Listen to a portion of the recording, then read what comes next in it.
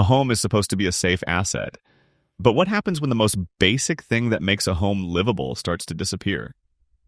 Across the United States, home prices in several major cities are no longer falling just because of interest rates or weak demand. They are being pressured by something far more fundamental. In these markets, houses can look brand new, neighborhoods can appear desirable, and listings can stay glossy. Yet the long-term value is quietly eroding from the inside up. Because when water becomes uncertain, property stops being an investment and starts becoming a liability. So which major U.S. cities are moving closer to that breaking point right now while buyers and sellers continue to act as if nothing is wrong? For most of the past decade, the American housing market operated under a single assumption. If prices stalled, growth would return. Low rates, population inflows, and investor demand created a safety net beneath nearly every major metro. That assumption no longer holds. Interest rates have reset higher and stayed there. Monthly payments remain elevated even as listing prices soften, pushing many buyers to the sidelines. Sellers, meanwhile, are locked in by ultra-low mortgages from earlier years, unwilling or unable to cut prices aggressively. The result is a frozen market, longer days on market, rising inventory, and widening gaps between asking prices and reality. But this cycle is different from previous slowdowns in one critical way. Demand isn't just weakening. In several regions, it's reversing. Cities that once attracted waves of new residents, drawn by affordability, sunshine, or lifestyle, are now seeing outflows.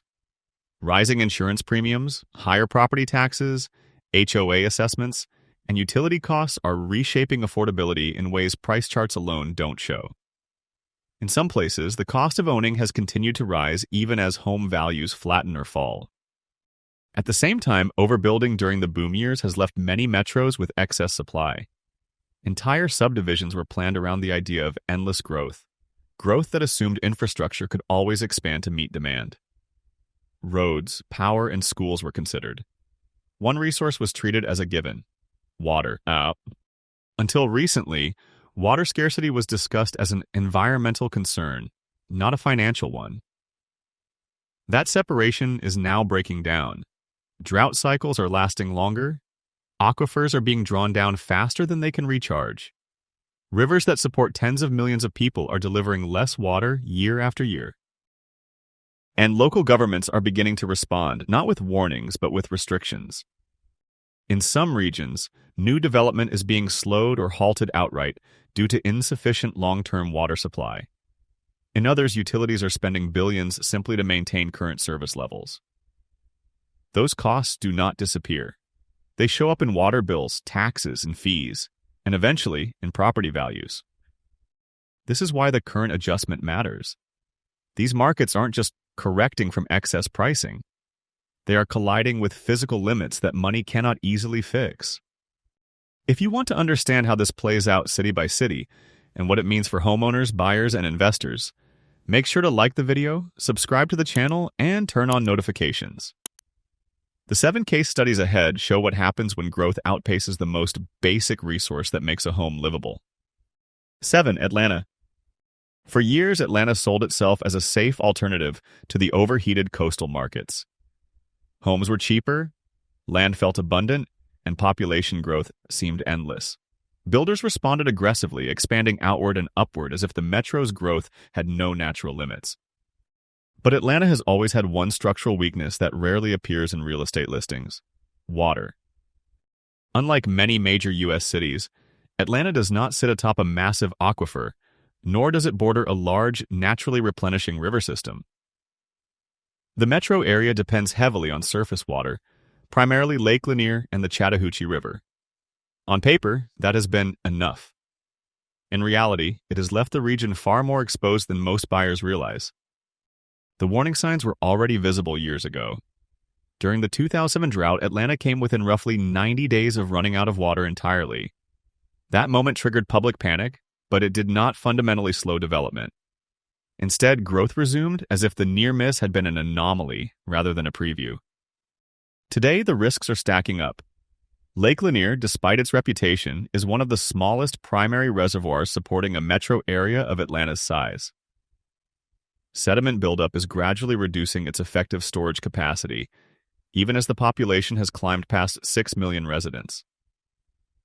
At the same time, Atlanta remains locked in ongoing legal battles with Florida and Alabama over shared water rights, a conflict that could one day result in court-ordered reductions with little warning. Water demand projections only deepen the concern. Regional estimates suggest consumption could rise dramatically over the coming decades, while supply flexibility remains limited. In a housing market already facing longer selling times and affordability pressure, water insecurity becomes a hidden multiplier of risk. So what happens to home values in a city where growth depends on a reservoir that can't grow, and legal rulings can change access overnight? 6. San Antonio.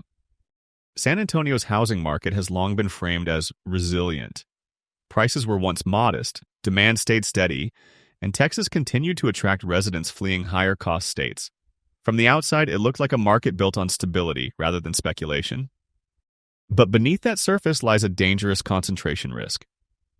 San Antonio is one of the largest cities in the world that depends almost entirely on a single underground water source, the Edwards Aquifer. This aquifer is vast, but it is also fragile.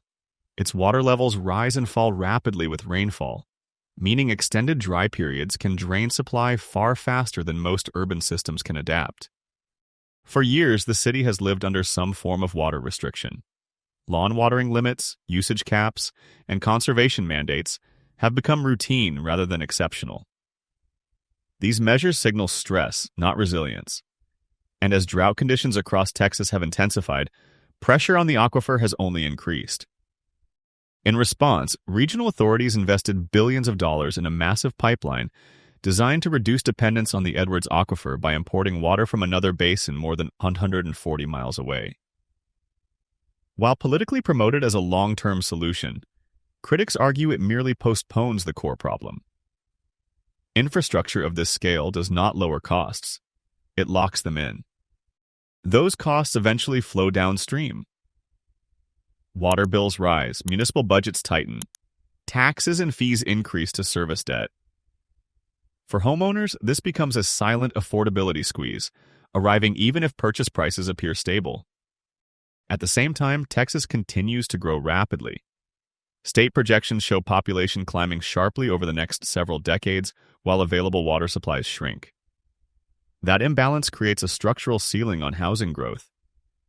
So what happens when a city's population expands faster than its only reliable water source, and the price of keeping taps running keeps climbing year after year? 5. Denver. Denver's rise over the past decade felt unstoppable. Drawn by outdoor lifestyles, high-paying jobs, and mountain views, new residents poured in. Builders followed, spreading development across former prairie and foothills, confident that growth would justify the expansion. But Denver's housing market rests on a fragile assumption that its water supply can keep up. Roughly half of Denver's water originates from the Colorado River Basin, diverted across the Rocky Mountains through an intricate and aging system of tunnels and reservoirs. That river now supports nearly 40 million people across 7 states, and it is delivering less water every year. Over the past century, flows have declined by roughly 20%, driven by rising temperatures and prolonged drought. This is not a temporary shortage, it is a structural contraction. Denver. Water knows this. The utility has spent years securing additional water rights and planning for scarcity. But rights do not create water. They only determine who absorbs the shortage when supplies fall. And under existing agreements, Denver is legally required to share reductions with other users across the basin. Meanwhile, rapid urban expansion has created its own feedback loop. As open land is replaced by rooftops, roads, and concrete, urban heat islands intensify. Evaporation increases. Outdoor water demand rises. The system becomes more stressed precisely because growth accelerated. Scientific research now places the Southwest in the most severe mega-drought in at least 200 years. Against that backdrop, Denver's long-term affordability equation changes. Water restrictions, higher utility costs, and limits on future development all feed back into housing demand and pricing. Homes may still sell. Listings may still look attractive. But buyers are increasingly paying for a lifestyle tied to a river system that is shrinking year after year. Ciao. So what happens to property values when a city's growth story is anchored to a water source that can no longer support it at scale? 4. Salt Lake City. At first glance, Salt Lake City appears insulated from the water crises gripping the Southwest. Snow-capped mountains surround the valley. Winter storms still arrive. And compared to desert metros, the region has long been perceived as water secure. That perception is now collapsing. Over the past several decades, the Great Salt Lake has lost roughly 2/3 of its surface area. Satellite imagery shows the shoreline retreating at an accelerating pace, exposing vast stretches of dry lake bed that were never meant to see the open air. This is not a cosmetic problem. It is a public health and housing risk. The sediments left behind are laced with arsenic, mercury, and other heavy metals accumulated over centuries. As water levels drop, those toxins dry into fine dust. Strong winds can lift that dust and push it directly into the Salt Lake Valley, where millions live and work. Local scientists warn that the scale of exposure could rival, if not exceed, past environmental disasters elsewhere in the West. This changes the housing equation entirely. When water shortages lead to restrictions, prices can adjust. But when water loss threatens air quality and basic habitability, demand does not gradually soften, it disappears. Insurance becomes more complex, healthcare costs rise. Families begin to leave. At the same time, development has not slowed meaningfully. Suburbs continue expanding, housing inventory grows. Yet the lake that stabilizes the regional ecosystem continues shrinking. Studies now suggest that without aggressive conservation and inflow restoration, the Great Salt Lake could approach functional collapse within years, not decades. In that scenario, home values are not competing against higher interest rates or weaker job growth. They are competing against the question of whether daily life remains safe. So what happens to a housing market when the water crisis doesn't just affect taps, but the air people breathe? 3. Los Angeles. Los Angeles has always operated on a different set of rules. When problems arise, the assumption is that scale, money, and engineering will eventually solve them. That belief has long supported one of the most expensive housing markets in the country. Water challenges that assumption directly. Los Angeles was never built on local water. It survives on imported supply, 3 massive systems that pull water from hundreds of miles away: the Los Angeles Aqueduct from the Owens Valley, the Colorado River Aqueduct, and the State Water Project from Northern California. For decades, this complex web worked. Today, all 3 lifelines are under strain at the same time. Northern California deliveries are being reduced to protect endangered ecosystems. The Owens Valley has been pushed to ecological collapse after generations of extraction, leaving behind toxic dust and endless legal battles. And the Colorado River has entered officially declared shortage tiers, triggering mandatory cuts that will deepen over time. The consequence is no longer theoretical. Southern California water authorities have declared formal shortage emergencies, imposing outdoor watering limits and preparing for tighter restrictions. These measures are not symbolic. They signal a future where rationing becomes structural, not temporary. For housing, the exposure is enormous. Los Angeles properties carry some of the highest price tags in the nation, justified in part by long-term desirability and assumed stability. But stability depends on livability. If water becomes scarce, restricted, and expensive, the premium attached to location begins to erode. Buyers may still compete today. Listings may still close. But the risk profile has shifted. Owning property in Los Angeles increasingly means betting that 3 failing systems will never fail at the same time. History suggests that civilizations dependent on distant water do not collapse slowly. They fracture when supply becomes unreliable. So how long can one of America's most expensive housing markets hold its value when every drop of water it depends on is under pressure? 2. Las Vegas.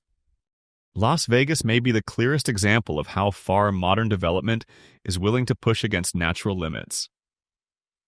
A major metropolitan housing market was built in the middle of the Mojave Desert, sustained by the belief that engineering could always stay one step ahead of geography. That belief is now being tested. Nearly 90% of Las Vegas's water supply comes from a single source, Lake Mead, the massive reservoir behind the Hoover Dam. As long as the lake remained full, the city functioned normally. But Lake Mead has fallen to historic lows, dropping so far that intake pipes once buried deep underwater are now exposed to open air. To keep the city alive, regional authorities spent nearly $1.5 billion constructing a third intake pipe, often referred to as the third straw, positioned at the very bottom of the reservoir. Its purpose is simple: to keep water flowing if levels fall even further. This is not expansion. It is survival infrastructure. Las Vegas has earned praise for aggressive conservation. Nearly all indoor water is recycled back into the system. Ornamental grass has been banned. Usage is closely monitored, but conservation cannot control evaporation from Lake Mead, nor can it override upstream reductions imposed by federal allocation rules. The most dangerous scenario is no longer unthinkable. If Lake Mead reaches dead pool status, where water can no longer pass through Hoover Dam, Las Vegas would effectively be cut off from its primary lifeline. At that point, no amount of efficiency can compensate for the loss. Housing markets rely on confidence. Confidence collapses when a city's survival depends on a shrinking reservoir and emergency engineering. Selling a home becomes far more difficult when buyers start asking whether the taps will keep working. So what happens to property values when a city built on spectacle enters a prolonged state of water survival? 1. Phoenix.